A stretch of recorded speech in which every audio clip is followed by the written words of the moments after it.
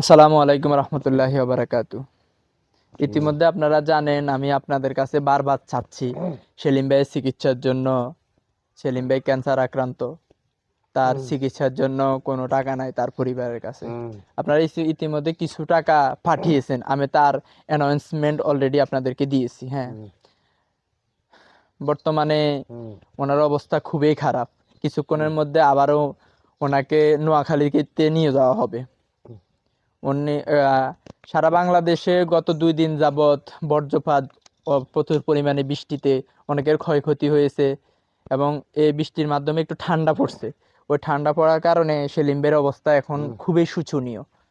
তাকে এখন আবার নোয়াখালীতে নিয়ে যাওয়া হবে হসপিটালে, কারণ আমাদের ঢাকা নিয়ে যাওয়ার মতো কোনো টাকা পয়সা নাই ওনার পরিবারের হাতে। ঢাকা নিয়ে যাওয়ার জন্য অনেক ব্যয়বহুল টাকা লাগে, এটা আপনারা সবাই জানেন। তার পরিবারের কাছে বর্তমানে নিঃস্ব হওয়ার মতে, এটা আমি বারবার বলছি। আমাদেরকে বিভিন্ন রাজনৈতিক ব্যক্তিবর্গ কিছু অংশ হেল্প করবে বলেও আমাদেরকে কোনো আশ্বাস দেয় নাই, কোনো টাকা পয়সা দেয় নাই সেলিম ভাইয়ের চিকিৎসার জন্য।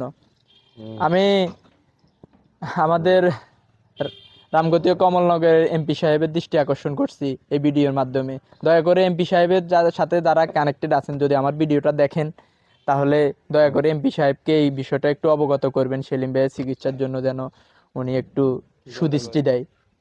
ইভেন যারা 2 নং সর্বাদাম ইউনিয়নে আছেন, তারা দয়া করে, যারা আগামী দিনের স্বপ্নদ্রষ্টা, ইউনিয়ন নিয়ে কাজ করবেন, আমি আশা করব আপনার মূল সুফল হলো আপনার জনগণ, আর সেলিম ভাই হলো সেই জনগণের একটা অংশ। আপনি যদি সেলিম ভাইকে, আপনি একটা দায়িত্ববোধের মাধ্যমে যদি সেলিম ভাইকে একটু উপকার করেন, তাহলে সেলিম ভাই চিকিৎসাটা চলবে। আমি 2 নং সর্বাদামে সর্বস্তরের জনগণের কাছে এই আকুল আবেদন, সবাই সেলিম ভাই চিকিৎসার জন্য এগিয়ে আসবেন। ইভেন এই সবাই সেলিম ভাই চিকিৎসার জন্য হেল্প করে। প্রবাসীদের দৃষ্টি আকর্ষণ করছি, প্রবাসীরা অনেকেই আমাদের অত্র অঞ্চলে যারা আছেন, তারা প্রবাসীরা কিছু অংশ টাকা পাঠাইছেন, তাদেরকে আমরা ধন্যবাদ। কিন্তু এটা যথেষ্ট না যে ওনার চিকিৎসার জন্য আর কি। আপনারা ওনার চিকিৎসার জন্য দয়া করে কিছু অংশ টাকা পাঠান, দান হিসাবে পাঠান, তাহলে সেলিম ভাই চিকিৎসাটা চলবে আর কি। আপনারা কিছু কথা ওনার ছেলের মুখ থেকে শুনুন যে ওনার জন্য কিরকম কষ্ট হচ্ছে আর কি। বলো। সালাম আলাইকুম। আজকে আমার আব্বাকে মনে করেন ডাক্তার কাছে নিয়ে যাব নোয়াখালী হাসপাতালে। এখন টাকা না থাকার কারণে নোয়াখালী নেওয়া হয়েছে, টাকা নিতে পারতেছি না। তাই আপনারা যদি কিছু সহযোগিতা করতেন, তাহলে আমার আব্বারে ঢাকা নেওয়ার জন্য একটু চেষ্টা করতাম। এখন আপনারা যদি টাকা কেউ যদি না দিতে পারেন, একটু শেয়ারের মাধ্যমে একটু সবার কাছে একটু শেয়ার করে দিবেন, যেন ভিডিওটা সবাই দেখতে পারে। আপনারা যদি কেউ যদি টাকা না দিতে পারেন, একটু শেয়ার করে দিবেন। আর একটু দোয়া করবেন আমার আব্বার জন্য, যেন আমার আব্বারা একটু সুস্থ করে দেয়। আল্লাহর কাছে একটু দোয়া করবেন। আপনারা দেখছেন সেলিম ভাইয়ের বড় ছেলের আর্তনাদ, খুবই শোচনীয় অবস্থায় আছে উনি। আপনার কাছে অনুরোধ, যে যাই পারেন আপনারা একটু সেলিম ভাইয়ের চিকিৎসার জন্য পাঠাবেন।